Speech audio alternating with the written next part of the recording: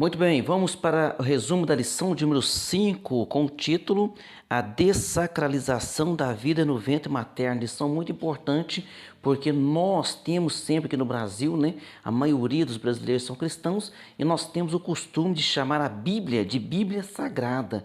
Então, a vida também é sagrada. E a Bíblia Sagrada, a qual nós, né, temos como única regra de fé, infalível regra de fé, então ela deixa clara que a vida ela é sagrada. Lucas capítulo 1, versículo 31 está dizendo: E eis que em teu ventre conceberás e darás à luz um filho, e por-lhe-ás o nome de Jesus. Então o Senhor Jesus Cristo, ele vem de um ventre materno, da jovem chamada Maria. Verdade prática, a concepção divina de Jesus Cristo sacraliza a vida no ventre materno e se opõe à cultura da morte infantil intrauterina do presente século. Então, no presente século, parece que está sendo celebrada a morte, né? É a eutanásia, o suicídio, e alguém diz assim: não, mas é o livre-arbítrio, pastor, as pessoas têm direito de fazer o que quiser com a sua própria vida. Veja bem, nós vamos ver aqui no decorrer dessa lição que quando nós vamos falar sobre o bebê que está no ventre, né? O bebê que está no ventre não é como se a pessoa fosse cortar um pedaço do seu dedo, tirar uma mão, tirar um braço, porque o bebê que está no ventre de uma mulher, esse bebê não é uma extensão do seu corpo, ali é uma nova vida. Então nós temos que ver essa importância. Por quê? Porque a pessoa que comete o aborto, isso é muito pouco divulgado, mas a pessoa comete o aborto, essa mulher fica pelo resto da sua vida com uma fragilidade psicológica terrível, né? Porque dentro dela alguma coisa ele fica acusando. Por quê?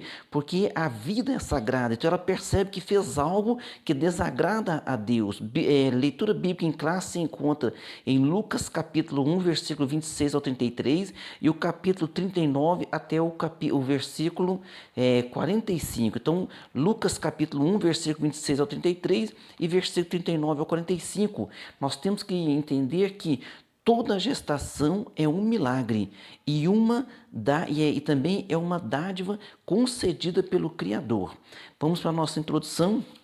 Está dizendo: Deus é o autor supremo da vida, por isso as escrituras a valorizam desde a sua concepção. Então, desde a concepção, a vida, desde que encontra ali, né, a semente do homem com a semente da mulher, naquele exato momento que começa a concepção, naquele exato momento, ali já tem o que? Uma vida humana, a qual merece respeito, a qual merece dignidade e a qual está também nas mãos de Deus. Por quê? Porque Deus é que dá a vida. Nós vamos ver aqui no decorrer da lição também a Bíblia afirmando desta maneira, né?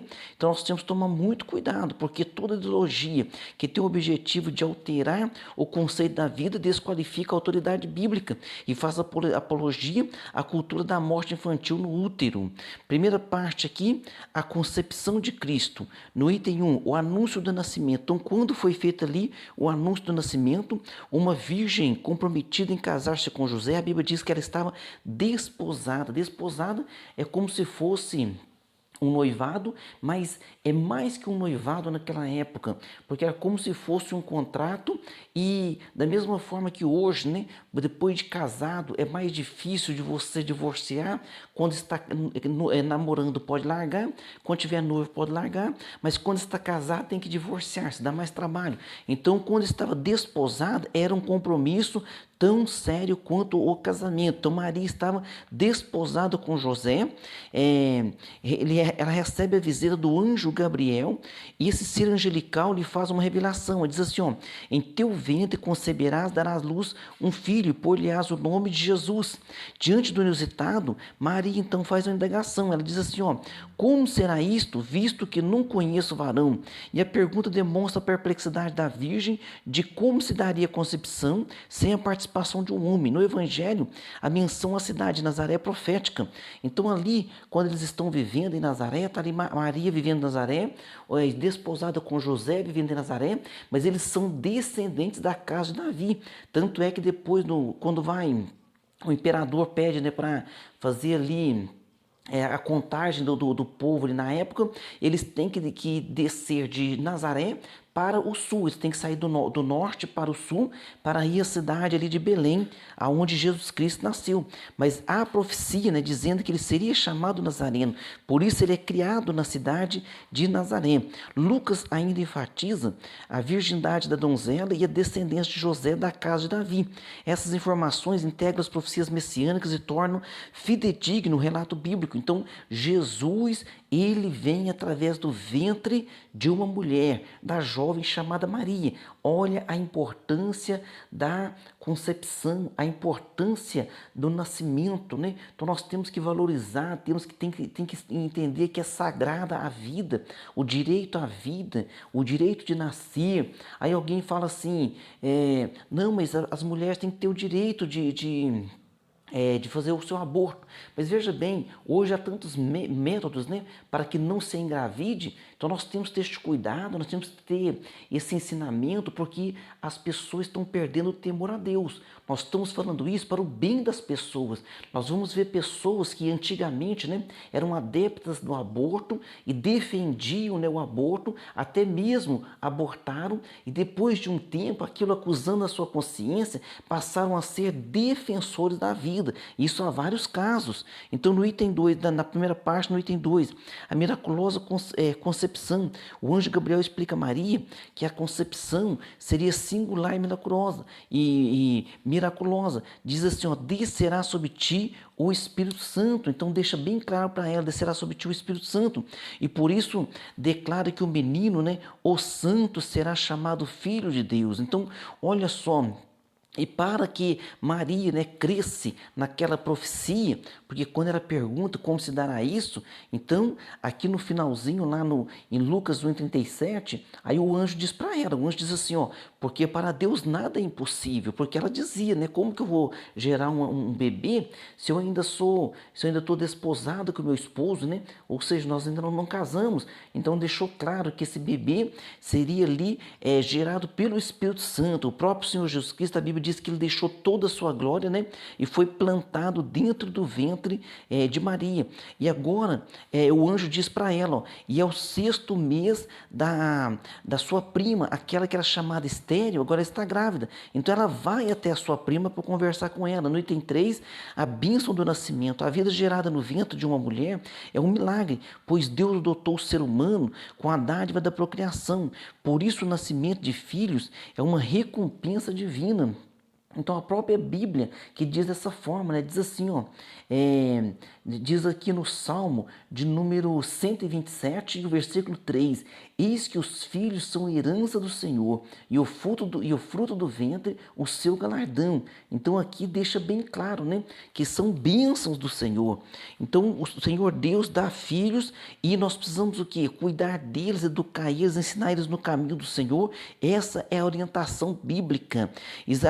Quando Maria vai até Isabel, né, visitá-la, Isabel trazia João no seu ventre, que nasceu com o objetivo de preparar o Senhor um povo bem disposto. Então, o que Deus faz aqui? Olha, uma jovem vai ter um bebê gerado pelo Espírito Santo, e uma senhora já estéril vai ter um bebê, já estava 6 meses grávida, e este bebê, o nome dele seria João, e ele seria o que? O precursor do Messias. Ele anunciaria o Messias, e ele estaria ali no Rio Jordão pregando arrependimento e batizando as pessoas nas águas. Maria portava em seu ventre o Filho do Altíssimo, Rei Eterno, que nasceu para ser o Salvador, que é Cristo, o Senhor. Então olha só, os milagres de Deus vêm através do quê? Do ventre das mulheres. Então, do ventre das mulheres, então você vê que o ventre das mulheres é um lugar sagrado também. Por quê? Segundo, né, os estudiosos, o lugar mais seguro que um ser humano pode estar ou pode se sentir é dentro do ventre de uma mulher. Então, quando o bebê está dentro do ventre, então há um cuidado todo especial. Você veja bem, na própria lei de Moisés tinha ali o cuidado com as mulheres grávidas. Em qualquer situação de perigo, de risco, a primeira pessoa a ser socorrida seria uma criança, um bebê, depois uma mulher grávida e em seguida as mulheres. Então, olha só por quê? Porque a vida, ela é sagrada. Parte 2 aqui, a cultura da morte. No item 1, o projeto ideológico. A cultura da morte é um conjunto de ideias que visa modificar o conceito bíblico da vida. Entre suas pautas estão a legalização do aborto, da eutanásia, que é o direito da pessoa, né, quando está com alguma doença terminal, é o direito da pessoa de interromper a própria vida. Então tem países que é permitida a eutanásia. Então a pessoa assina um documento e ela diz assim, olha, em vez de eu ficar sofrendo numa cama, eu quero morrer antecipadamente. Mas isso não é da vontade de Deus. Alguém diz, pastor, mas por que uma pessoa fica sofrendo na cama? Veja bem, quando você acha Jesus, quando você deixa Jesus te achar, quando você abraça Jesus, você vai entender que há sofrimentos mesmo nessa vida, passa-se por sofrimento, mas que Deus está no controle de tudo. Então até mesmo no sofrimento você pode achar a mão de Deus ali e ter paz de espírito, porque isso é a palavra do Senhor, nos diz que isso é um milagre que Deus faz sobre as nossas vidas, né? Apologia ao suicídio. Então nós temos que tomar muito cuidado para que as pessoas comecem assim começam a enaltecer, né? Começa a fazer muita fantasia em cima disso. Veja bem, a pessoa não pode, não deve suicidar-se. Ah, pastor, mas quando a pessoa suicida, ela não queria acabar com a vida, queria acabar com o sofrimento. Eu entendo isso, meu querido, mas nós precisamos socorrer essas pessoas, ajudar essas pessoas, dizer para elas o quanto Jesus é bom, né? Estar ali ao lado. E hoje em dia, né, os estudos já avançaram quanto a tristeza profunda, quanto as angústias profundas, quanto as depressões. Então hoje as pessoas estão levando mais seriedade. Quando a pessoa está com depressão, então a pessoa tem que ser cuidada, tem que ser amada, tem que ser tratada. E também quanto ao controle de natalidade. Então nós temos que tomar muito cuidado quanto a esses itens. Mediante estratégias culturais, intelectuais e políticas, impõe-se uma agenda de desconstrução da sacralidade da vida. Então nós estamos vendo que isso aí está em toda a cultura, está enraizada, enraigada, né? Nós temos também aqui, tomar cuidado, porque há um estímulo para a eugenia, que eugenia é o descarte do ser humano com alguma má formação no ventre. Então temos que tomar cuidado, porque nós vamos ver casos aí de pessoas, viu um relato de uma mãe que o seu bebezinho estava com hidrocefalia, né?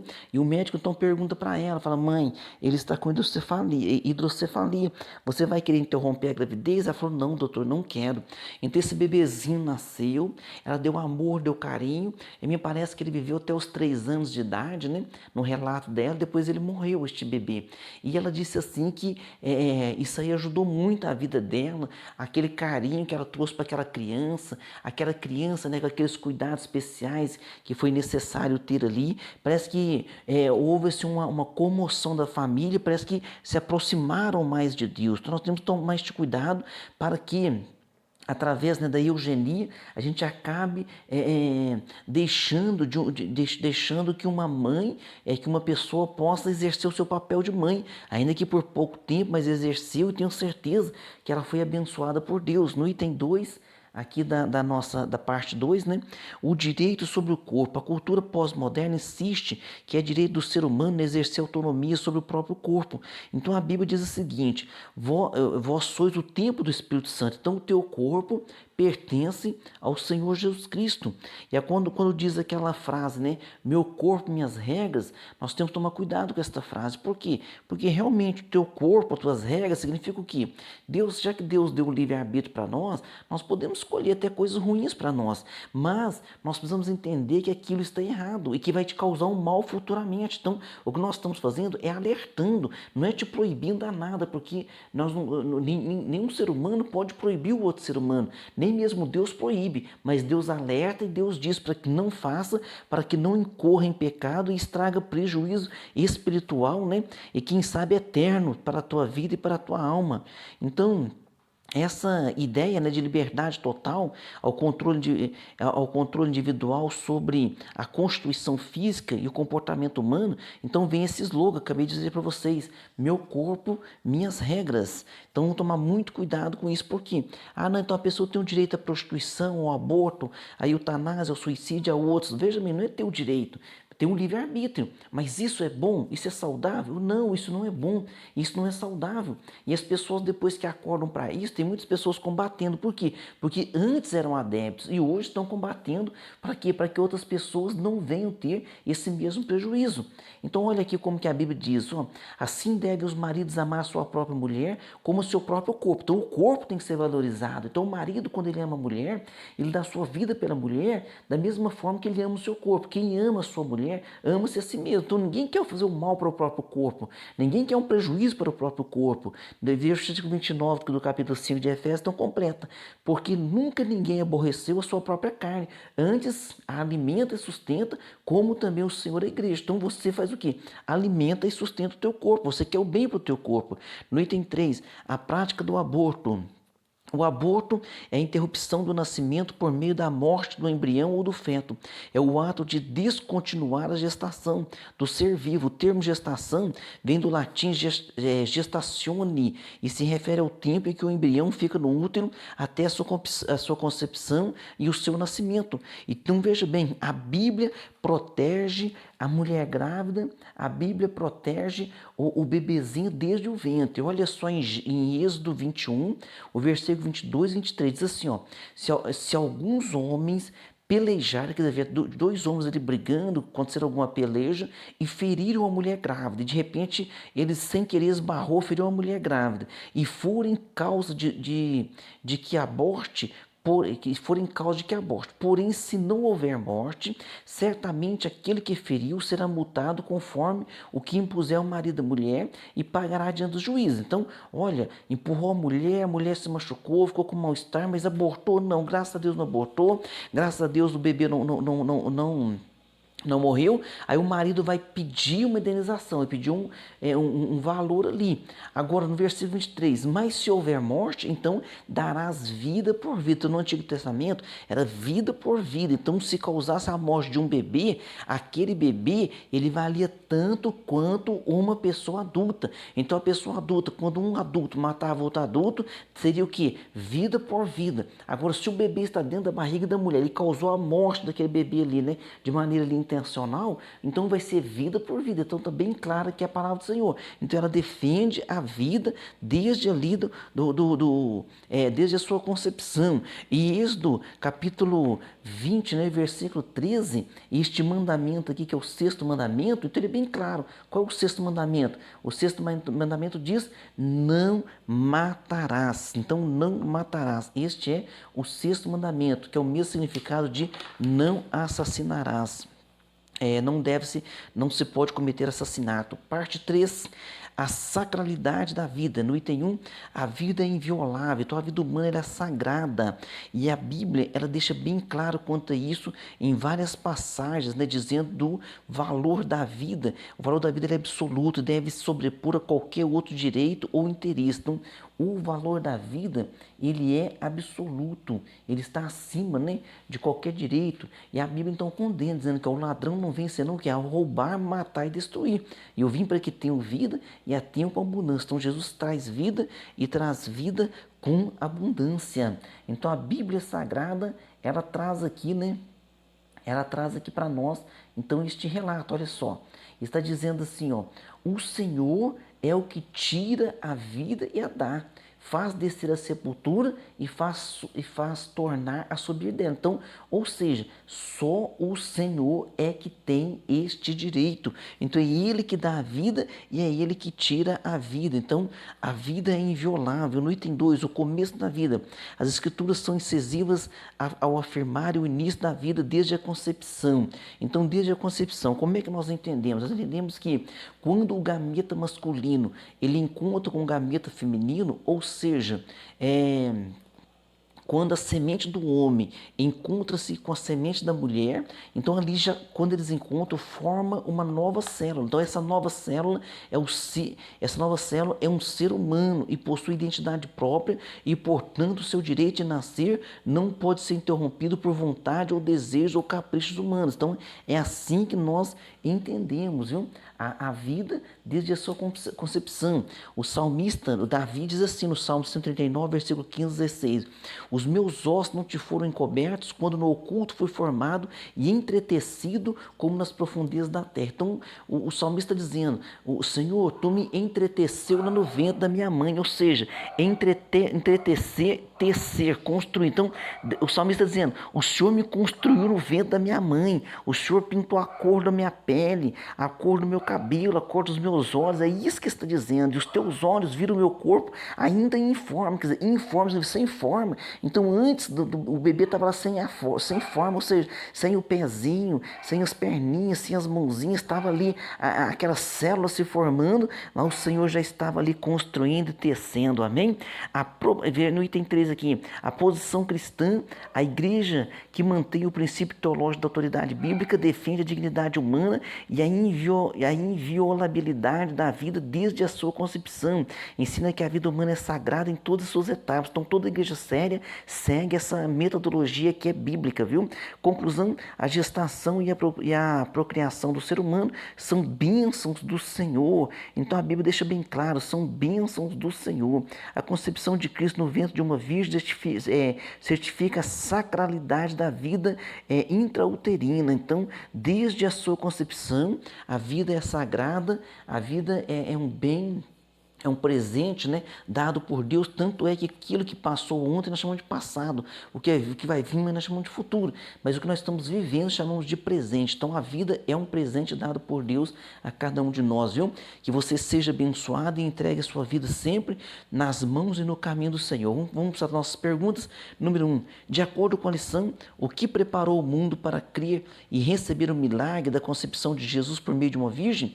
Então o testemunho das escrituras de mulheres estéreis que ficaram grávidas. Vamos ver a mulher de Abraão, que era Sara, a mulher de Isaac, que era Rebeca.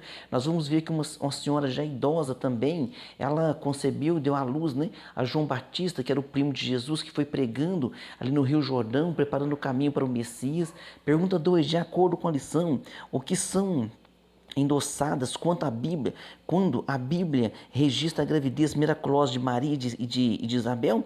Então o que é endossado é a relevância da gestação e da sacralidade da vida no ventre da mãe.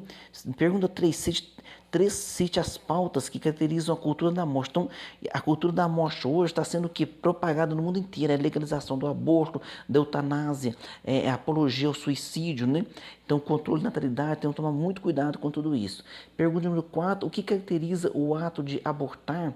A descontinuidade da gestação do ser vivo. Então, abortar é a descontinuidade da gestação do ser vivo, ou seja, está matando um ser vivo. Pergunta 5, o que a igreja defende quando mantém o princípio teológico da autoridade bíblica? O que a igreja defende? A igreja que mantém o princípio teológico da autoridade bíblica, ela defende a dignidade da humanidade, da vida humana e a inviolabilidade da vida desde a sua concepção. Então, né, alguém diz assim, né, é fácil alguém falar sobre aborto porque já está vivo. E outra coisa, o médico que fez, né, o maior número de abortos no século passado, ele depois passou a ser o defensor da vida quando num dos seus abortos que ele estava fazendo, quando a tecnologia, né, já havia aumentado, e ele estava ali então fazendo, através de um ultrassom, ele estava conseguindo ali ver o feto e ia fazer o aborto. Então ele viu a criança fugindo dele, a criança tão pequenininha ali, antes de 3 meses de idade, mas conseguia, através da metodologia que ele estava usando, ela conseguia assim, se afastar, recuar, e ele percebeu que ela estava tentando se defender. Imagina um bebezinho lá no ventre tentando se defender e o médico ali arrancando ele. A partir daquele momento ele deixou de fazer aborto e passou a ser defensor da vida. E ele foi, talvez, né, o documentário diz que ele foi o maior abortista de todos os tempos. Isso foi uma história contada no século passado. Você procura na internet e você vai ver, tá ok? Então Deus abençoe você e a sua família. Até a próxima aula.